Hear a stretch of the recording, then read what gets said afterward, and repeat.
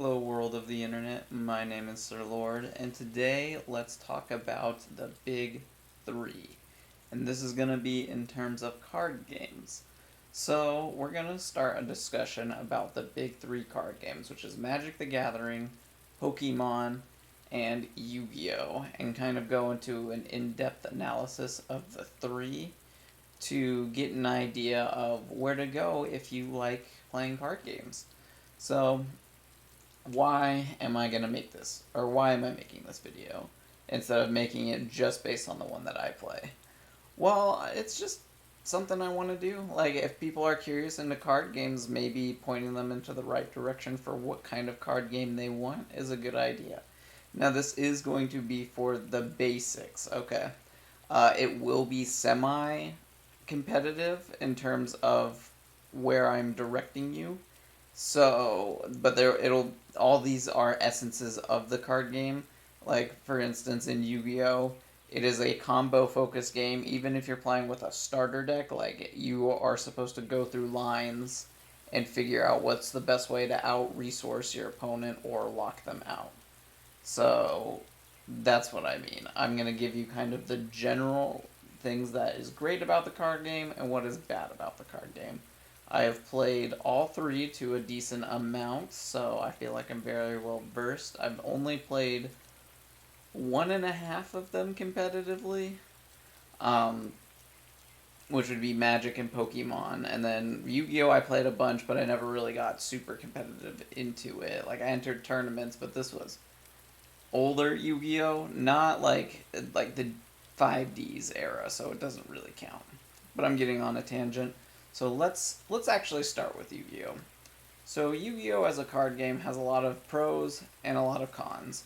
One of the pros that would most people would give it would be the resource system. So if you're looking for a card game where you don't really have restrictions on what you can and cannot play, there are restrictions in Yu-Gi-Oh, but for the most part there's not really a cost or resource to playing your spells or traps or monsters.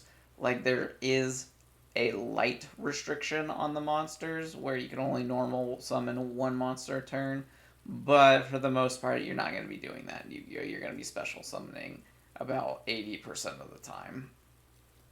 So if you don't want to be restricted on what you can and cannot do, Yu-Gi-Oh is a great, I wouldn't say amazing, but is a good place to start. It gives you a very definitive line structure in Yu-Gi-Oh as well. So you have to sequence correctly. You have to sequence in all the games, but in Yu-Gi-Oh, if you sequence incorrectly, you can get tripped up by your opponent.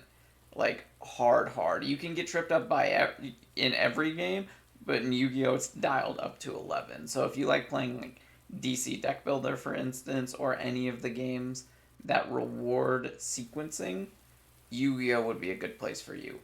And you also get interaction with your opponent, more so than some of these other games. Like, you can interact in all of these games with your opponent, but Yu-Gi-Oh is the second best, in my opinion, in terms of interaction because you can the you can always interact with what your opponent is doing, including on their own turn.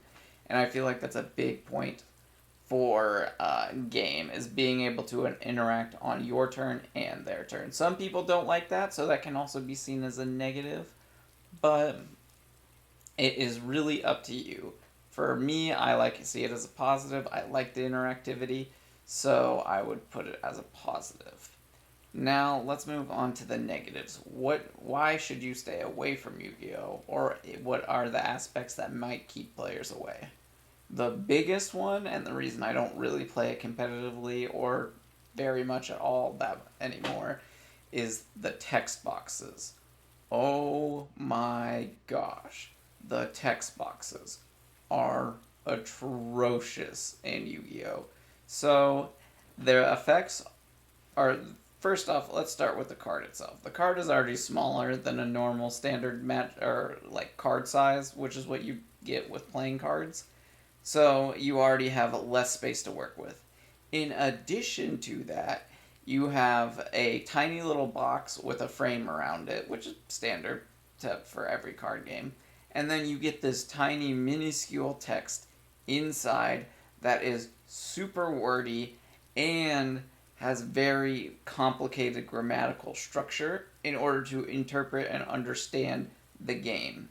In addition to that, how they word things changes the entire effect of a card. So, for instance, Dark World cards are cards that want to be discarded to gain effects, okay? But they have to be discarded by an effect. They cannot be discard. It's not just discard. It has to be an effect specifically. You can have cards in your deck that will say discard 2 cards, and that is considered a cost, not an effect, a cost. And it is not very clear to newer or intermediate players that it is a cost, not an effect. So if you play that card, you discard the 2 cards, but wait, what if it gets negated? It has all these complicated rules problems because of the text box having very little clarity. 2 requires an insane amount of reading comprehension and grammatical skill to get 100%. You will hear Yu-Gi-Oh players all the time battling about rules. Yes, you hear that in every game, except for the most part Pokemon. Pokemon's pretty nice about it. You get it in every game, but Yu-Gi-Oh is on a whole nother level. Rule lawyering is huge in Yu-Gi-Oh, and that would be the biggest issue. The second issue is the insanely long turns that can occur in a Yu-Gi-Oh game. You have probably seen the memes if you've looked even a tiny bit into the YouTube or the Reddit or any of the meme sections for Yu-Gi-Oh. But modern Yu-Gi-Oh turns can take almost 10 minutes. And they're always doing something. It's not like they're slow playing. It just actually takes 10 minutes to summon all the things, set up your locks, set up your negates, all that stuff. And it's crazy. So those would be the 2 downsides to playing Yu-Gi-Oh in my opinion. Is it a fun game? Yeah, for sure. Some people really like it, and I'm not going to detract from anyone that does. All card games have issues, and that is Yu-Gi-Oh's. It also has some awesome art, which is a positive, and it is the most unique out of all the card games, in my opinion. Pokemon would probably be close, but out of all of them, I would say Yu-Gi-Oh is definitely the most out there. And let's move on to Pokemon. So with Pokemon, the pros is also sequencing, actually. So the sequencing in Pokemon is not quite as big as Yu-Gi-Oh, but it is very big. So you have to be able to manage your resources in Pokemon to sequence correctly, because there are certain cards that require you to have limits on your hand, your bench, anything like that. It is a very sequence-oriented game. And it is very rewarding and fulfilling when you actually play out a sequence as intended, which is awesome. Now, there is also a very wide deck variety in Pokemon. And let me rephrase that actually. So what I mean by that is your deck is very creative. You can get very, very creative in Pokemon in terms of deck building. You can come up with crazy nonsensical combo decks that you don't combo in the same sense as these other games like Yu-Gi-Oh, Magic, where you infinite and then you win the game off of the infinite. In Pokemon, it's creating an infinite loop of resources or creating a game state that locks your opponent out enough to win the game. Or you could have this crazy infinite healing on your attacks that is kind of hilarious. Pokemon's deck building is very vast and wide, and it's honestly astonishing. There's a million kinds of decks. There's decks that attack, there's decks that don't attack, there's resource management decks, there's aggro, mad aggro decks, there's decks with 40 Pokemon, there's decks with 40 energy. Like, you can get some crazy decks in Pokemon. And that, to me, is like the biggest draw to it. Like, you can come up with all sorts of weird, wacky scenarios. And the benefit with Pokemon as well is you get multiple formats. So Yu-Gi-Oh has another downside of not having multiple formats. It just has the one. Pokemon has standard, extended, and it's a fan-made format, but it is probably the most fun I've ever had playing Pokemon. Gym Leader Challenge format. And having this variety of formats lets players play the game that they really want to play. And it's honestly amazing to see. So, definite points for Pokemon on that. Now, for the downsides of Pokemon, there is no interaction on your opponent's turn, which can be seen as a positive for some people, but for me personally, I like that interactivity on your opponent's turn. It kind of just lets the game be more of a mental, like, setting traps and whatnot, which is my style of game. So that is one downside. I don't dock Pokemon that much for it because it is still really fun to play, and you can interact with your opponent a lot in terms of your turn, in resources, putting them in sticky situations with Gust, etc. But compared to some of the other games, it's not quite as open. Um, the other issue would be Pokemon has this weird power creep issue at the moment. It's not a permanent thing, but at the moment it's having an issue where there are certain cards that just have so much HP that they're pushing out a bunch of other cards and decks from the standard format. Gym Leader Challenge is actually like pretty safe from this. Expanded's been kind of like destroyed for a while, but Standard is going through a rough spot right now. Not as bad as the other entry on this list, but we'll get to that when we get there. And then the last thing is Pokemon also does have very long turns, dependent on what you're playing. So someone could be taking a 5-10 minute turn. It's not as bad as Yu-Gi-Oh usually, but it can be. It just depends on the format and the deck. Gym Leader Challenge usually is going to be like a little bit. It's going to be a decent amount of turns because there's a lot of sequencing that goes on there. It is a singleton format, so it's kind of tough. But overall, I think it's pretty good for the game. Or not, the Gym Leader Challenge is good for the game. The turn length might need a little bit of work. But that's it for Pokemon. And then last but not least, we have Magic the Gathering, the Big Daddy card game. What is so good about Magic? Well, Magic, in my opinion, has the best system itself. So what I mean by that is the mechanics themselves lead to very interesting, close, interactive games. Most of the time. But we'll get to that in a sec. The system itself lends itself to creativity and being open. You can put a bunch of things with Magic System and it'll work flawlessly. They're recently trying to integrate a bunch of other IPs into their card game, which I think is a smart move. Now, how they handle it, a little bit to be desired. But overall, I think it is a very good move on their part. The next thing is interactivity is at its best in Magic, in my opinion. You can build your deck to completely interact with your opponent, and it can be competitive. It's extremely competitive. Or you can build a deck to completely go in. It has lots of different access and avenues to interact with your opponent, whether that be counting their stuff, killing their stuff, destroying their lands, or bouncing their things. Like, you can touch your opponent's stuff pretty much as they can touch your stuff. And you can have, like, weird interactive shenanigans, like weird edge cases that the other games will have, but to the same degree, not so much. And then it is probably the second best game for deck building creativity. All of these three games can have deck building creativity.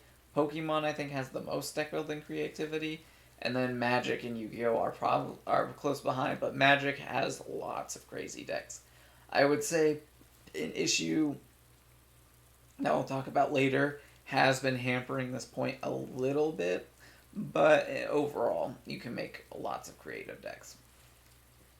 And then another amazing point for Magic has been multiple formats. Pokemon has a couple formats, but nothing compared to Magic. Magic has a gajillion formats, and you might be like, oh, he's over exaggerating. There's only like 7.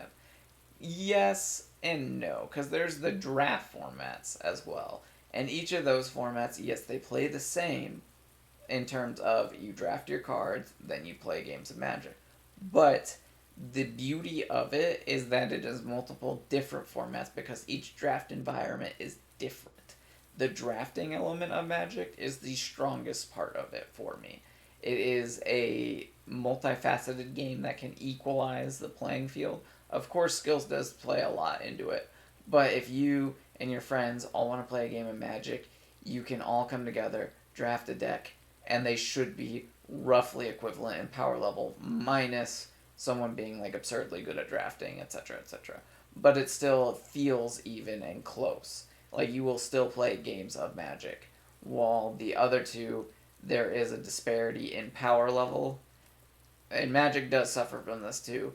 But the limited aspect of it, or the choice of format, the variety allows a player to play pretty much whatever they want and whatever power level they want. You want to play a kitchen table? Go for it. You want to play a draft with like high level draft? Go for it. You want to play low level draft? Go for it. You want to go play EDH or Commander as some people know it? Go for it. Standard? Yeah, you got it. Modern, Legacy, Pioneer, historic, like Magic has a gajillion formats. Now, if I have all these positive things to say about Magic, what are the negatives? Well, Magic has been also going through a bit of power creep here. But unlike Pokemon's power creep, and Yu-Gi-Oh's been going through power creep too, but I didn't put it here because it's always been a thing with Yu-Gi-Oh. It's kind of its nature. But with Magic, Magic has been going through probably the most egregious power creep out of the 3, where they used to have a steady, consistent level of power for all of their games, like their formats. They were relatively stagnant. I wouldn't say super stagnant, because there'd definitely be a card or two that would create a new deck or change a new deck, help out a new deck. For the most part, it was the similar decks, and sometimes you would get splashes. Like the meta was very diverse and changing. And then the newer sets have been coming out.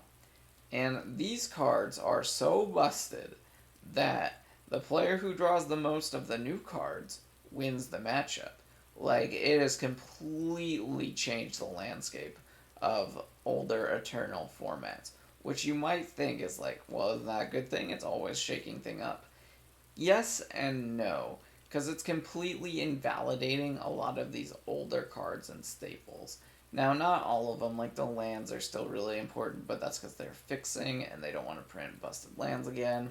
And then you also have like some absurdly broken cards. Most of the time, those ones are like banned, but some absurdly broken cards from the past that are still seeing play. But like Modern, for instance, completely different landscape from 5 years ago.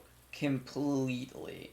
Like, some of those cards just can't even get close to competing. Like, they see the finish line and they're like, yeah, that's like across the whole continent of Asia. So, I'm not even going to try. Yeah, so that would be the biggest issue. The next issue is the weird desires. Like, the multiple formats is a blessing, a very big blessing, and the best blessing. But it's also a curse. Because when you go to a game store or a new tournament scene or like a new place for the first time, sometimes the community has such, like that community, that niche, those people that you play with have such a strong attachment to the way that they play Magic, which isn't a bad thing. You can be passionate about whatever you want, but they have such a strong feeling to how they want to play Magic, that anything else isn't magic. Quote unquote, isn't magic. You've probably seen that quote a bajillion times for Magic players. That's not magic. Um, and everyone has their own definitions of it, and it makes it kind of difficult for a newer player or not a seasoned player going into a new environment, like just a local, not like tournament level environment, just like a new local area. They play Magic. They just move to this new city. They go to their local card shop, and they're playing completely different games of Magic, like completely, and it's tough, right? It's tough for those players to acclimate because maybe they're playing competitive EDH and you don't really like competitive EDH, so you can't really get your EDH fix. Or you go to this other place and they only play casual EDH and you stomp them a billion times, and so you get focused down, or they never get a play, so they never want to play with you. These are kind of the issues that Magic has, and it's kind of unique to them. Yu-Gi-Oh kind of does this too a little bit, since there's only one format and each deck has like different power levels, but on Magic it's kind of a completely different level. You'll go to one place, they never want to draft. They only want to play standard. So you're like, well, I can never get a draft. Or you can be the standard player and you go into a limited world. Like, the diversity is a blessing and a curse in Magic's case. But for the most part, I think that all three games, even with their good and bad, people will enjoy them, and there's places to start. So I wanted to end this video off by pointing people in the direction of games that they want to go in. So Yu-Gi-Oh! I would recommend for any of those people who want to just go, go, go. They're fast-paced, wanting to see all this crazy shenaniganry, and really march to the beat of their own drum. They don't want to be held back by anything. That's where I'd recommend Yu-Gi-Oh players to go. Resource management, throw that crap out the window. Just go, go, go as fast as you can. For those who are going for a more back and forth kind of feel, a resource management game or a game that is built for creative deck building as well as interesting sequencing, I would recommend going towards Pokemon. Pokemon is probably the best in the back and forth in terms of its turn structure, because you take your turn, you get your one attack, your opponent takes their turn, and they get their one attack. It is very much a game of jockeying around, vying for position to ultimately create that checkmate scenario. Closest game to chess out of the three, in my opinion, because you will have access to most of your resources, but there are limitations on how far you can go. Magic is also going to be for those who are into resource management, but I would also recommend it for just general audiences as the most open card game, because there's so many different formats. So you will probably find something that you really like. Now, I would recommend for those who are going to be new to Magic, I would just start with Kitchen Table. Just find a friend to play with, because the more competitive scene of Magic gets pretty intense, even in the most casual of casual formats, EDH. I actually think EDH is one of the worst places for Magic players to start because of how complex and nuanced the whole system is.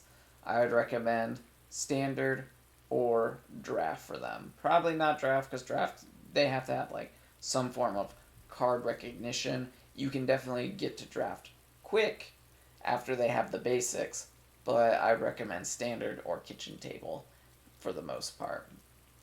But that's going to be my breakdown of the three. Just let me know if you guys want me to go a little bit deeper into each of the three and make my own videos on them. I've been wanting to kind of like specialize a little bit in terms of my content rather than being super broad and open. Um, so let me know if you guys want me to go more into card games. I could also go more into film, video games, pretty much anything, any form of entertainment or philosophy stuff. I also like talking about that stuff. But that'll be it for today. My name's been Sir Lord, and thanks so much for watching. I'll see you next time.